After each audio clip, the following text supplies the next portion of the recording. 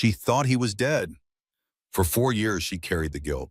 But now in the middle of a rain-soaked forest, the dog she lost is staring straight into her soul.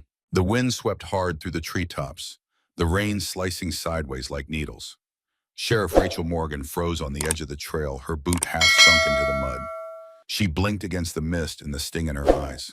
He stood there, maybe 50 feet away, tied to a splintered pine with a strip of old paracord soaked to the bone. His coat was filthy, his ribs showing beneath the fur, and his right hind leg trembled under his weight. One of his eyes was cloudy with age or injury, but the other, amber sharp, was locked on hers. She knew that scar, a pale white gash arcing just above his left brow. "Diesel," she whispered. He didn't bark, didn't move. Just watched her rein dripping from his muzzled chest, heaving with slow labored breaths. Rachel's heart collapsed into her boots. 4 years. 4 damn years she'd told herself he was gone. Swallowed the silence. Buried the guilt. She'd seen the avalanche swallow half her team, watched the snow bury the world, and screamed his name until her voice broke. They called off the search. She never did. The patrol that day had started like any other quiet fog, slippery gravel. A half-drunk gas station coffee steaming in her cup holder. A hiker reported possible illegal snares off North Ridge. Nothing new in these woods. Poachers came and went like the seasons. She didn't expect a ghost to be waiting at the end of the trail. Rachel knelt slowly, her sidearm pressing into her thigh. "Hey, boy," she said barely above the wind. "It's okay." He tilted his head, one ear twitching. Then just slightly, his tail moved. She opened her arms. "Come here." Diesel stepped forward, limping, wet, ribs visible beneath his fur, and he pressed his face into her chest like nothing had changed, like the storm, the snow, the silence had never taken him away. Rachel dropped her forehead to the top of his skull and closed her eyes. "You found me," she whispered. "You actually found me." She got him into the cruiser wrapped in a wool blanket from the trunk. The second she shut the door, he curled on the back seat like he remembered how. Her wipers squeaked across the windshield as she pulled away from the trailhead, heart still pounding. Back in town, Cedar Falls rolled on like nothing had happened. Mike's diner glowed in the gloom. The gas station sign flickered weakly. A couple of kids biked through puddles like it was any other Thursday. Rachel parked behind the sheriff's department and carried Diesel inside, setting him down gently on a folded towel beside her desk. He didn't bark, didn't whimper. He just lay there, watching the door, waiting. Just like old times. She sat in her office with the lights low, staring at him. The faded brass plaque on her desk still read, Sheriff R. Morgan, but suddenly it felt like someone else's title. The last time she saw Diesel, they were on a mountainside in Colorado. The weather had turned fast. Their team was searching for 2 missing hikers. Diesel had been tracking scent through 3 feet of snow. And then the avalanche came swift, brutal, and loud as the end of the world. Half the team disappeared in white. She never found them, and Diesel never came back. Until now, the front door creaked open. Deputy Frank Alton, stocky and slow-moving in his 50s, stepped inside with rain still dripping from his jacket. He froze when he saw the dog. "Is that?" Rachel nodded. "Yeah, it's him." Frank knelt down with a groan. Diesel sniffed his outstretched hand, then rested his head again. "I'll be damned," Frank muttered. Thought he was buried under 20 feet of snow. So did I. They sat in silence, just watching the dog breathe, the steady rhythm of it. Real, present, impossible. Frank finally broke the stillness with a folder. "Got something," he said, dropping it on her desk. "Hikers found snares up near Brush Creek. Old barbed wire. Crude but tight enough to snap a deer's leg. Just like that string we had in '09. Rachel flipped through the photos. They weren't just amateur traps, they were placed close to a marked trail. Bold, sloppy. Could be just dumb kids, Frank offered. Could be something worse. Rachel leaned back, arms crossed. Diesel shifted under the desk, ears twitching. "I'll check it in the morning," she said. "You want backup?" She shook her head. "I'll take Diesel." Frank raised a brow. "That dog's retired." Rachel looked down at the old shepherd. "You really think he ever clocked out?" If stories like this restore your faith in second chances, if you believe loyalty never truly dies, subscribe now to Heroes for Animals, where we honor those who never stop protecting, even when the world forgets them. Later that evening, the station was quiet. Files stacked high on her desk. Diesel dozed beside her chair. Still breathing, steady ears, occasionally flicking toward the hallway. Rachel hadn't turned in her patrol vest. She hadn't told anyone about seeing him, not yet. What would she even say? I found a dead dog in the rain, and he remembered my name. Her fingers grazed the scar on Diesel's brow. It was real. It was him. Something stirred outside a creek, maybe the wind. But Diesel sat up slow but alert, his eye fixed on the door. Then he growled. Deep, guttural. Rachel stood, hand on her holster. Stay, she whispered. She moved through the hallway, boots soft on the rubber matting. She reached the back room record storage and noticed the lock was hanging loose. She'd locked it earlier. Quietly, she opened the door. Inside movement. A figure lunged from behind a shelf. She ducked, turned, and tackled him into the wall in one smooth motion. The man scrambled. Diesel was already there, jaws snapping, cornering the intruder in seconds. Rachel cuffed him. Frank arrived seconds later. They searched his pack, wire cutters, bolt fasteners, a crudely drawn trail map with red X's. Diesel stood in the doorway, calm again. Guarding. Rachel stared at the old dog and felt the strange sensation of something settling inside her. She wasn't alone anymore. That night, as the rain turned to mist and the world slowed, Rachel sat at her desk. Diesel lay curled on a fleece blanket beneath her feet. His breathing soothed something she hadn't realized was still broken. She took out her old field journal and flipped to a blank page. On the top line, she wrote, "Sometimes the lost come back, and sometimes they bring you with them." She looked down. Diesel was watching the door again. By morning, the rain had lifted, leaving behind a low mist that draped over Cedar Falls like an old wool blanket, the kind that smelled like campfires and secrets. Sunlight pushed in thin blades through the Douglas firs, cutting across damp roads and dew-covered roofs. Main Street shimmered with puddles. The mountains beyond the town stood wrapped in cloud banks, watching. Inside the sheriff's department, the smell of fresh coffee mingled with damp dog fur. Sheriff Rachel Morgan stood by the window holding a chipped ceramic mug and staring out into the gray. Her patrol shirt clung to her shoulder blades. Bruised knuckles throbbed from the scuffle the night before. Behind her, curled up on a folded blanket next to the heater, was Diesel. He hadn't moved since 4 a.m., except to shift his weight off his bad leg. But he was watching, always watching. Rachel had lived most of her adult life with a badge and a gun. She'd run drills in burning buildings, tracked fugitives through storm-drained tunnels, pulled accident victims out of rivers. But nothing made her more nervous than the way Diesel scanned a room. Quiet, calculated, like he already knew the ending and was just waiting for everyone else to catch up. Deputy Frank Alton arrived around 8:15 with a McDonald's bag and his usual grunt of acknowledgement. He handed Rachel an Egg McMuffin without asking and dropped into the chair across from her. "You sleep at all?" he asked. Rachel shook her head. Didn't feel right.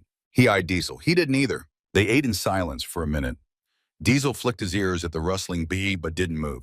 Then Frank slid a new folder across the desk. Another report, he said, this time from the trail cleanup crew up by Miller's Bluff. Same thing, rusted snares, barbed wire wrapped around 2 lodge poles like a noose. Rachel's jaw tensed. This is getting worse. Yeah, and bolder. These weren't hidden. They were just off the main footpath, like someone's getting careless. Or cocky. She flipped through the photos, tight metal loops, poorly anchored, but dangerous enough to take down a deer or a kid on a bike. Frank took a sip of his coffee. We need to sweep the area. Quietly. No town-wide alerts yet. Don't want folks panicking before we know what we're dealing with. I'll go up this afternoon, Rachel said. I'll send backup. I don't need it. Frank looked at her over the rim of his cup. You taking him again? She didn't have to look at Diesel to answer. Yeah, he knows these woods better than most of us. Frank just nodded. Watch your 6. The road up to Miller's Bluff was narrow and winding, the shoulder crumbling from last winter's freeze. Rachel parked just before the old forestry gate, stepped out and stretched her legs. Diesel hopped down from the back of the cruiser, stiff but steady. The air smelled like a pine moss and faint engine oil. Birds called in the distance. Somewhere far off, a woodpecker worked a dying trunk. Rachel adjusted the strap on her field bag, checked her sidearm, and looked down at the dog. You ready? Diesel didn't wag his tail, just turned toward the trail and started walking. Half an hour in, they passed a collapsed hunter's blind and a dry creek bed. Rachel moved quietly, eyes scanning, ears tuned to every shift in the wind. Diesel stayed just ahead, nose low, steps careful. Then he stopped. Ears up, head turned. Rachel followed his gaze. At first, she didn't see it. Then, barely visible through the underbrush, she spotted tire tracks. Thin ones, not from a patrol vehicle. They wound through a narrow clearing and disappeared behind a low ridge. No public access vehicles were allowed this deep into the preserve. Rachel crouched near the tracks, ran her fingers through the mud. Fresh, she muttered. Less than a day. Diesel sniffed the air, then looked up the ridge. They followed the tracks, weaving through tangled ferns and thorny brambles until they reached it. A pickup truck. Gray, battered, no license plates. A faded military-style tarp covered the bed weighed down with rocks. Rachel's breath caught. Something about it felt wrong. Not just illegal, ominous. She reached for her radio mic. Dispatch, this is... A sharp crack echoed behind her. Something struck her temple, hard, blunt, fast, blinding. She fell sideways, vision spinning. Her knees gave. The world tilted. Voices shouted. Hands grabbed her wrists. Rough, foreign. And then, darkness. When Rachel woke, the air smelled like sap and rust. Her arms were pinned behind her, tied to a tree. Blood crusted her eyebrow. A dull throb pulsed behind her right eye. The forest around her was quiet. Too quiet. She listened. Footsteps in the distance. Voices. Male. At least two. Not coming toward her. That was something. She flexed her fingers. The rope was tight. Military knots. Not local kids. She tried to remember the hit flash of movement, the sound of boots. Her sidearm was gone. Her radio, too. Her heartbeat pounded against the inside of her skull. Then she did something she hadn't done in years. She whispered, "Diesel." Back in Cedar Falls, 9-year-old Mason Whitaker sat on the edge of his grandmother's porch, his legs swinging just above the muddy steps. Every afternoon, like clockwork, Diesel would appear at the tree line. He'd sit exactly 7 minutes. Mason would bring out toast crusts or sandwich bits. Then Diesel would vanish again like a ghost. But today, nothing. Mason squinted into the woods. "Diesel," he called. Nothing moved. His grandma, Clara Whitaker, stepped out with her shawl pulled tight and a prayer book clutched in one hand. "Don't go running off," she said, voice firm. "I think he's hurt," Mason replied. Clara looked at the sky, then at the trees. "No," she murmured. "I think someone else is." Miles away, Diesel stood at the edge of a shallow ravine, nose twitching. He had stopped walking hours ago. Hadn't followed Rachel's command to stay back in town. Not this time. He had known. Something was wrong. He picked up her scent beneath the pine needles layered with rust and sap and the sharp trace of blood. And he ran. Not fast, his body couldn't do that anymore, but with certainty. With purpose. Every limp was earned. Every step towards something. Back in the forest, Rachel's vision blurred. Her wrists throbbed raw. Her arms screamed from the pressure of the rope. She tilted her head up toward the canopy. Sunlight flickered through the branches. If she passed out again, she might not wake up. Then somewhere in the distance, she heard it. A single bark. Short. Sharp. Familiar. Her eyes welled. "Diesel," she whispered. Then louder. "I'm here." But it didn't matter. He'd already found her trail. He emerged from the brush like a shadow. Silent. Steady. She saw him through blurred vision, gray fur soaked in muddy amber eye gleaming in the light. His limp was worse. His breathing heavy. But he was here. He sniffed her hand, then circled behind the tree, inspecting the knots. Rachel tried to stay conscious. You found me." Diesel didn't bark, didn't whimper. He just started pulling, gnawing at the rope, teeth dulled by age but driven by something ancient and powerful. Faith. It wasn't fast. It wasn't pretty. But it was enough. Bit by bit, fiber by fiber, the rope gave way. Her arms fell forward, useless tingling, and she cried not from pain, but because she had never felt more seen. The rope finally gave way with a damp snap. Rachel slumped forward, arms limp, wrists burning. Every nerve in her body screamed, but she didn't cry out. She just reached behind her, fingers trembling, and found the coarse fur of Diesel's neck. "You did it," she whispered, eyes closed. "You really did it." Diesel didn't bark. He didn't move, not at first. He stood just behind her, close enough for her to lean into his body, stiff and warm breath, heavy like a ticking metronome. His job wasn't over, not yet. Rachel took slow, measured breaths. Her throat was dry, and the crusted blood on her temple had stiffened into an itchy line. Her hands throbbed as circulation returned. The forest around them hummed in late afternoon stillness, wind brushing pine needles, distant birds shifting nervously in the canopy. She gritted her teeth, pressed one hand against the tree trunk, and tried to stand. Her knees buckled. Diesel stepped closer, shoulder to her thigh, bracing her like a living cane. It wasn't elegant, it wasn't fast, but inch by inch she stood. Meanwhile, back in Cedar Falls, Deputy Frank Alton was pacing the floor of the ranger station, map in hand, boots muddy from hours spent scanning trailheads. His radio had been silent for too long. Too damn long. The sun had already begun to slide behind the mountain ridges, casting long shadows over the valley. A few tourists had trickled back into town after an early hike, but no sign of Rachel's cruiser. No updates, no radio call. Frank didn't like waiting, and he especially didn't like waiting when someone he respected was hours overdue in the backcountry. His phone buzzed. A note had been slipped under the front station door, written in thick pencil on lined notebook paper. A drawing, trees, a trail, a creek, a crudely marked X between two rocky ridgelines. At the bottom, Mason, I think he went here. Frank stared at the sketch. No scale, no names, but something about it tugged at his gut. Mason had a connection to that dog. Hell, the kid might have understood Diesel better than most adults. If Diesel was out there and Frank believed he was, then that X wasn't just a guess. Frank stuffed the paper in his jacket and called for backup. Back in the woods, Rachel and Diesel moved slowly along a narrow game trail.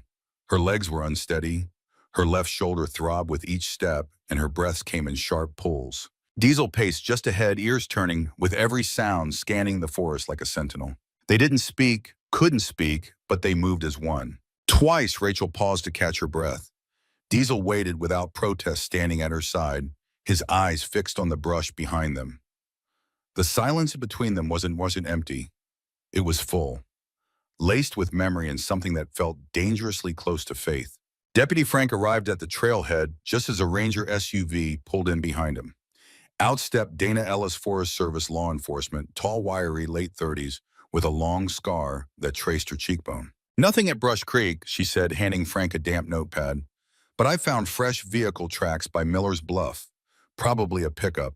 Tires looked worn but heavy-duty, no plate impressions." Frank nodded, jaw tight. She wouldn't have gone there alone unless she was sure. Dana glanced at the hand-drawn map sticking out of Frank's pocket. "You trusting a kid's sketch now?" Frank looked east toward the trees. "Yeah, I am." Dana didn't argue. Rachel staggered into a small clearing bordered by birch trees and collapsed logs. She leaned against a trunk, gasping. Diesel stopped ahead of her and sniffed the air. He circled a patch of moss, then barked once. Sharp, clear. Rachel's head lifted. Voices, faint but real. A flashlight beam flickered through the trees. She tried to call out, but choked on dry air. She tried again. "Frank!" It came out ragged, barely more than a whisper. But Diesel turned and barked again, this time louder. And then came the crashing of boots through underbrush. "Rachel!" Frank's voice broke through the mist. She didn't answer, couldn't. She just let her body sink back into the tree and waited. Diesel didn't leave her side. They found her minutes later, half-slumped, bleeding, shivering, but alive. Diesel sat beside her, rigid alert, as Frank and Dana approached. "I've got her," Dana said, already unpacking a field med kit.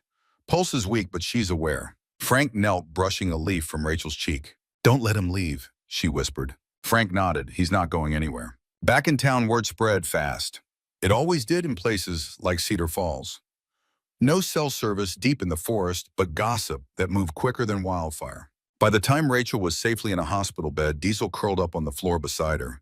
The town already knew bits and pieces: the dog that saved her, the missing sheriff returned, the old scars reopened. And one question hung in the air like a low cloud. Where had that dog been all these years? Diesel stayed in the hospital overnight. No leash, no command. He lay under Rachel's bed, rising only when nurses came in, ears pricking, until he deemed them safe. Doctors said she'd be fine. Bruised ribs, dehydration, a mild concussion, rope burns that would scar. But she was alive, and she knew why. Later that week, Frank visited the small wildlife rehab center on the edge of town.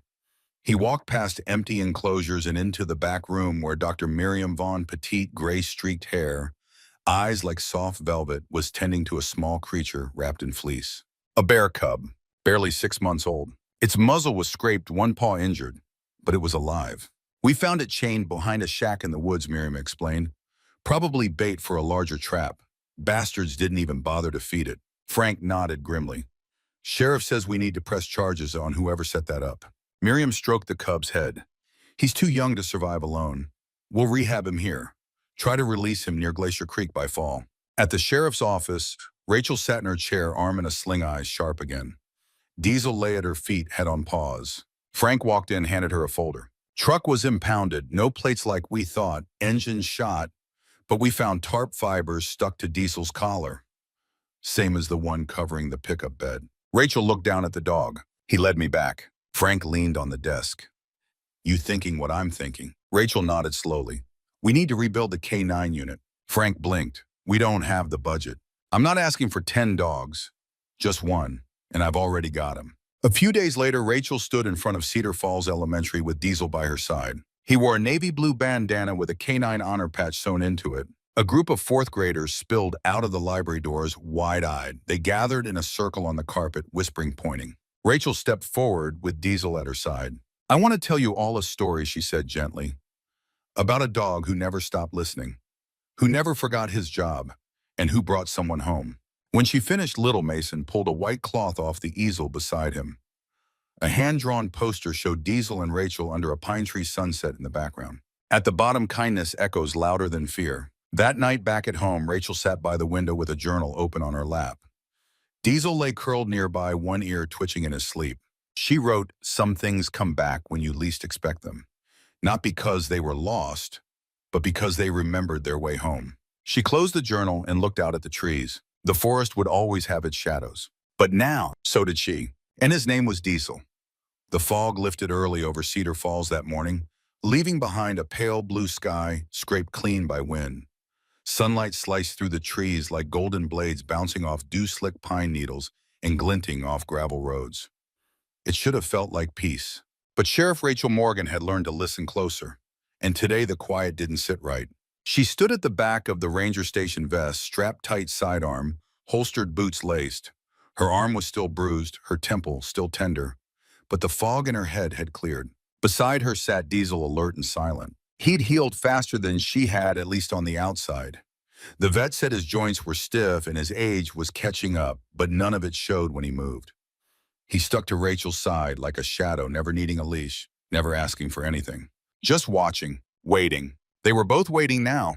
The briefing started just after 6 a.m. in the parking lot with a makeshift whiteboard propped up between two SUVs. Deputy Frank Alton flipped open a folder and started running through the details while Rachel sipped weak coffee and scanned the tree line. Rachel's backup today came from county. Officer Rachel Nguyen, late 20s, sharp as a scalpel, ex-military CID investigator who didn't believe in small talk. EMT, Jared Lynn, tall and cool-headed with eyes like lake water. Monica Serrano, a local volunteer with sunburned cheeks, steel nerves, and years of search and rescue experience, tucked behind her quiet demeanor. They were good people. Capable, but none of them had walked through what Diesel had, and none of them had been there that day on the mountain in Colorado when everything fell apart. Only Diesel, only her. Rachel stepped it up to the map taped across the hood of the cruiser and pointed to a small ridge east of Brush Creek. "This is where the bear cub was found. Chained behind the shed," she said. "The truck we tracked from the trap site, it matched vehicle marks found near this ridge 2 nights ago. No plates, heavy tread, military-style tarp. And now, she tapped a red pin into a section near Moose Ridge. We've got a new sighting." "From who?" Officer Nguyen asked. Rachel answered without looking up. "Local hunter said he heard something screaming out there. Didn't stick around to investigate. Didn't want to become a missing persons case." Frank folded his arms. "No one sets up that many traps unless they're running something bigger than bushmeat." Monica nodded. "Animal trafficking, illegal sales, possibly out of state." Rachel looked down at Diesel, who lay at her feet, head tilted, listening. "He knows where they are," she said. "He found the cub. He found me. He can find them." Nguyen raised an eyebrow. "You're bringing a senior dog into a live operation." Frank chuckled. "He's not just a dog." They hiked in single file up the ridge, boots crunching through leaves. Radios clipped low for quiet communication. The sun rose slow and bright behind the tree line, casting long shadows across the forest floor. Diesel led the way, his nose to the ground, ears twitching. Rachel followed 2 steps behind, hand hovering near her hip. After nearly an hour, Diesel froze. Rachel knelt beside him. He sniffed a patch of dirt near a bend in the trail, then looked up at her and gave one soft bark. Rachel moved forward. That's when she saw it. A fresh trail of prints, not boot prints, but something lighter. 4-toed, sharp-clawed. And beside them, drag marks. Blood. They followed the tracks to a run-down tool shed half sunken into the hillside covered in brush. The door had been padlocked, but someone had forced it open recently. Inside, chained to a bolt in the wall, was a second cub. Smaller, shaking, its muzzle torn and its paw wrapped in a ragged scrap of denim. It whimpered when the light hit its eyes but didn't growl. Monica crouched, pulling her medkit from her pack. "It's alive." Rachel stepped back.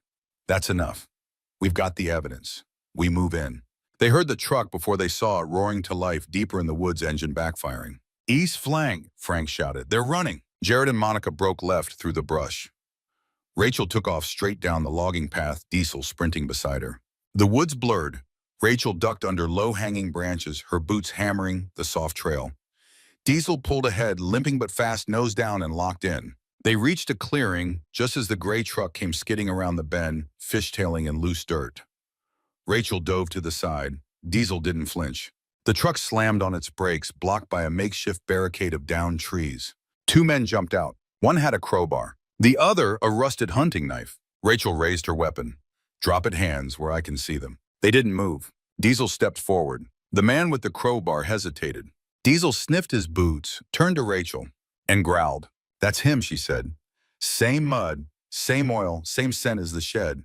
Nguyen and Monica arrived behind them, weapons drawn. The men finally dropped their weapons and hit the ground. Not because of the guns, because of the dog. Something about the way Diesel stood between them and the forest calm, scarred unblinking, made even criminals freeze. Back at the station, Dr. Miriam Vaughn took in the second cub, her gentle hand stroking its matted fur.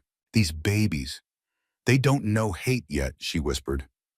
"All they want is warmth."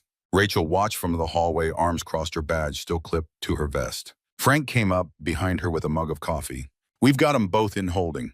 Vehicles impounded. We're contacting federal wildlife authorities now." Rachel nodded. "Good, let them answer for what they've done." She glanced down the hall. Diesel was curled under a chair, breathing slow, his nose resting on one paw. Frank followed her gaze. "He's done enough for 10 dogs. "I'm not done with him yet," Rachel said. "I want to restart the canine unit." Frank blinked. "You're serious?" "I want Diesel to help train the next generation." Frank grinned. "He's earned it." Later that week, Rachel stood in front of a packed auditorium at Cedar Falls Elementary. Diesel lay at her feet wearing his navy blue canine bandana. "I want to tell you all a story," she said, scanning the faces of curious kids and proud parents. "About a dog who never gave up. A dog who remembered what others forgot." She told them about the forest, the traps, the cub, the rescue. When she finished, Mason came up to the stage with a large poster. It showed a woman and DeBarring side by side under tall pine trees. Behind them, the sunset in warm orange strokes. Beneath it, in bold block letters, were the words, "The woods can be dark, but not if someone comes looking." Rachel smiled. She knelt beside Diesel and rested a hand behind his ear. The auditorium clapped. But Diesel, he didn't move. He didn't need to. He'd already done his job. The storm rolled in just after midnight. Not a loud one, no thunder cracking the sky open or lightning dancing on rooftops. It came soft and steady, the kind of rain that slips down pine needles and taps against glass like a lullaby. Cedar Falls slept through it, but Diesel didn't. He lay at the foot of Sheriff Rachel Morgan's bed, tail twitching, eyes open. Every few minutes he lifted his head to listen. Rain or not, his ears were always on. It had been a week since the bust at Moose Ridge, a week since the bear cubs were rescued, the poachers arrested, and Rachel was cleared to return to full duty. But something about the silence now felt heavier, like the woods were holding their breath. Rachel stirred in bed. She didn't sleep well anymore, not since the ambush. Her arm was healing. The bruises had faded, but her mind, that would take longer. At 3:12 a.m., she sat up, one hand brushing through her tangled hair. Diesel lifted his head immediately.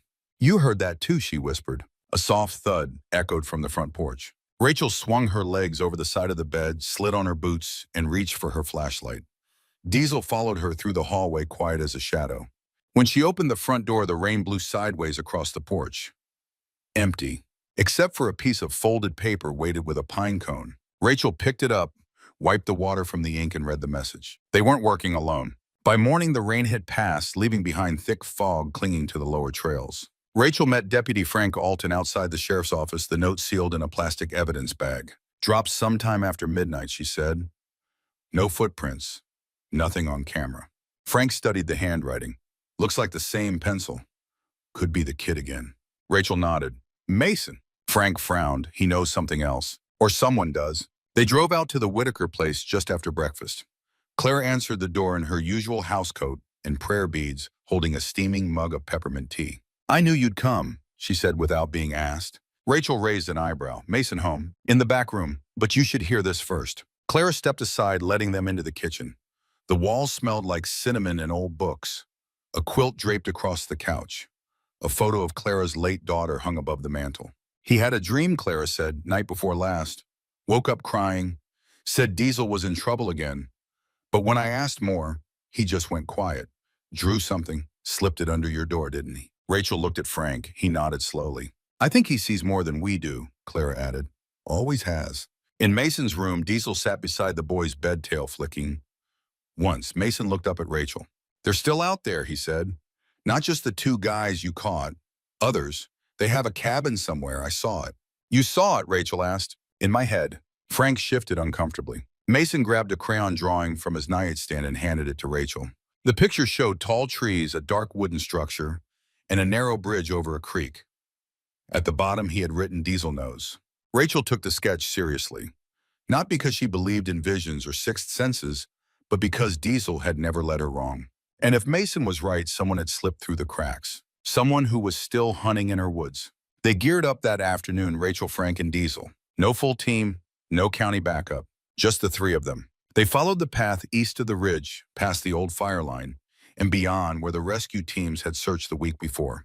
The terrain was rough, muddy slopes, collapsed trees, and moss-covered rock formations that turned footing into guesswork. But Diesel walked like he knew the way. And maybe he did. Rachel trusted his pace, trusted the way his ears shifted before she heard a sound, trusted the way he froze just before they reached a narrow wooden footbridge spanning a steep ravine. Frank crouched, studying the structure.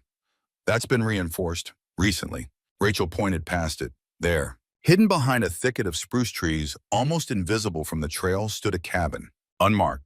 No address. No power lines. Frank muttered bingo. They circled wide, coming up from the rear. Rachel and Diesel took point. Her sidearm was drawn. Diesel crouched low, eyes narrowed. There was smoke rising from a steel chimney. Someone was home. Rachel motioned toward a side window. She peered in. Inside, three men. One at a table, one cleaning a bolt-action rifle, one stirring something over a camp stove. And in the corner, a crate. Movement inside. Rachel's pulse quickened. They had more animals. She turned back to Frank. We call it in. No noise. No mistakes. He nodded. But before he could reach for the radio, a floorboard creaked inside the cabin.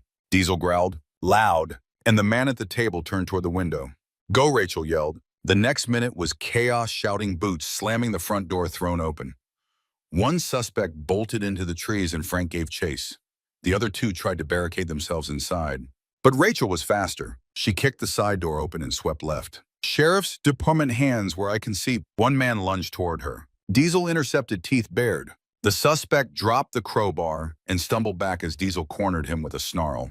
The other surrendered. Frank returned 5 minutes later with the third man in cuffs. Rachel knelt by the crate in the corner and gently opened the latch. Inside, a fox kit no older than a few weeks shivered in fear. By sunset, the cabin was swarming with fish and wildlife officers, a state biologist, and 3 patrol vehicles. Rachel sat on the back bumper of her cruiser boots, muddy arms streaked with dried blood from a scraped knuckle.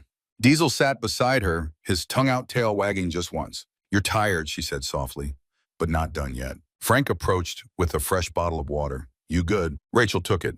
I am now. The next morning, Cedar Falls woke to front-page headlines. Senior K-9 uncovers second poacher camp. Photos of Diesel ran across every corner, store, diner, and bulletin board in the county. Kids drew posters. Local reporters requested interviews. A retired woodworker carved a wooden plaque with Diesel's name and pinned it to the sheriff's office porch. But Rachel knew something deeper had changed. Not just in the town, in her. That evening, she stood on her front porch, a cup of black coffee, in one hand, Diesel lying on the top step beside her.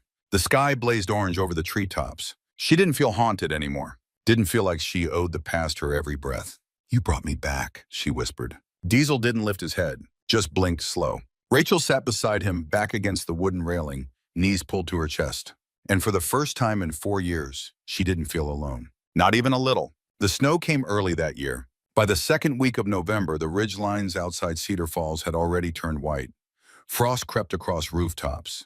Kids bundled up in oversized jackets. Fireplaces roared in every house from Main Street to the outskirts of the old Sawmill Road.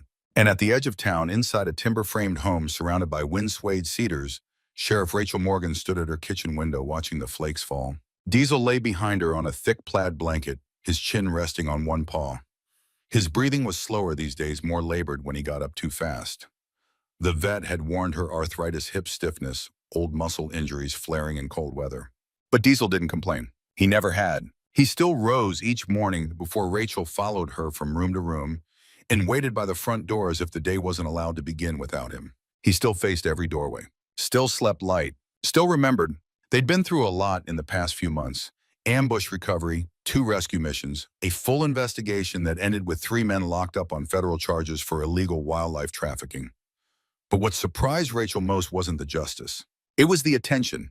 Diesel had become something of a celebrity in town, not the Hollywood kind, the Cedar Falls kind. Hand-carved signs, thank you cards from school kids, a portrait painted by a local artist that now hung in the sheriff's office above Rachel's desk. They'd even given him a badge, real brass, polished, engraved with the words, Deputy K9, Diesel, Cedar Falls, WA. He wore it only once at the town hall ceremony where they honored him. Rachel hadn't planned to speak. But when she saw all those people, veterans, parents, teenagers, teachers, even hunters, who'd once side-eyed her new badge when she first arrived, she realized something important. They hadn't just come for her. They'd come for him. That night after the ceremony, Rachel sat on her porch with Diesel curled at her feet. The moon was high. Her badge was in her jacket pocket, the new one, the one she actually earned. She leaned down and scratched behind his ear. You changed everything you know. He didn't react, just pressed a little deeper into her boot. She smiled. I thought I came here to forget, but maybe I came here to remember. Thanksgiving arrived on the tail of a windstorm. The entire town lost power for a day and a half, but no one seemed to mind. The volunteer fire department served hot meals at the community center. People brought fine blankets, folding chairs. Diesel stayed under Rachel's table the entire time, watching every passing plate with quiet curiosity. Mason sat beside him, holding his paw like they were best friends at a church service. The boy never said much, but the way he looked at Diesel said everything. After dessert, Rachel caught Clara Whitaker watching them from the far end of the room. The old woman raised her tea mug in a silent toast. Rachel nodded back. Winter deepened. Snow fell in thick sheets. The forest trails froze over. Poachers stopped coming. Things got quiet. Rachel used the downtime to build something she hadn't made space for in years. Routine. She and Diesel walked the perimeter trail each morning, whether it snowed or not. They stopped by the school every Wednesday to visit Mason's class. Once a week, they dropped supplies at the Wildlife Rehab Center, where both rescued bear cubs were now thriving in pre-release enclosures. Diesel never strayed far, never chased, never even barked. He just stayed close. Everywhere they went. One Sunday morning, Rachel woke to find him standing at the front door, tail still, eyes fixed on the trees. She pulled on her coat and boots and followed him out without a word. They walked in silence, past the creek, past the bridge where she once collapsed, past the tree where he found her. Eventually, they stopped on a ridge overlooking Cedar Falls, the town quiet beneath a dusting of white. Diesel sat beside her, breathing slow, eyes half-lidded. She rested a hand on his back, and for a long time, neither of them moved. By Christmas, Rachel had fully restored the department's K9 unit on paper and in practice. Diesel couldn't do every patrol anymore, but he trained 2 younger dogs brought in from Tacoma. And what he lacked in stamina, he made up for in presence. When one of the new recruits, Ranger, a wiry black lab, got distracted during tracking drills, Diesel simply stood in front of him and stared until the pup focused. Rachel joked that he didn't train with treats. He trained with expectation, and it worked. On New Year's Eve, Rachel brought Diesel down to the lakefront bonfire. It was the first time in years she joined a public celebration without feeling like a stranger in her own skin. When the fireworks began, Diesel didn't flinch. Not once. He just leaned against her leg, ears relaxed, eyes watching the crowd. She looked down at him as red and gold bursts lit the sky above them. Guess we're both not running anymore, she said. The last Sunday in January, Rachel walked into the living room after a long day, unzipped her jacket, and set her keys on the table. Come on, old man, she called over her shoulder. Dinner's on. But Diesel didn't follow. He was lying in his bed near the fireplace, curled tight, eyes closed. She knelt beside him, put a hand on his chest. Still rising, still falling, but slower, more distant. She didn't call the vet, didn't cry. She just lay on the floor beside him, one arm draped across his shoulders, her breath syncing with his. And they stayed like that until the sun disappeared behind the trees. Diesel passed quietly the next morning just before dawn. No sound, no struggle, just stillness. Rachel buried him under the old pine near the trailhead, the same trail where he had waited for her, the same place he returned. The community came together to build a wooden bench beside the grave. Mason painted a rock with Diesel's name in blue. Clara left a sprig of lavender. Frank drove in from town to place the old K9 badge on the marker. And Rachel, she sat on that bench long after everyone had gone, said nothing, just listened to the trees. Weeks later, she wrote her final entry in the leather-bound journal she'd started after Diesel came back. The ink bled a little on the page, but her hand didn't shake. Some dogs are meant to stay, not just in our homes, but in our bones. Some return to save us. Others remind us we were never really lost. Diesel was both. Not every hero has a voice. Some just leave a trail strong enough to follow. She closed the book, set it gently on the shelf, and walked outside into the quiet morning. The woods whispered like they always had, but this time she wasn't afraid to hear them. Thank you for following the story of Diesel and Sheriff Rachel Morgan. If this story moved you, we want to hear from you. Have you ever known an animal who saved your life, physically or emotionally? Drop your story in the comments below. Your words might help someone else feel seen. And if you believe dogs like Diesel still walk among us, don't forget to like, subscribe, and share this story with someone who needs a little reminder. Heroes come in all shapes. Some walk on four legs,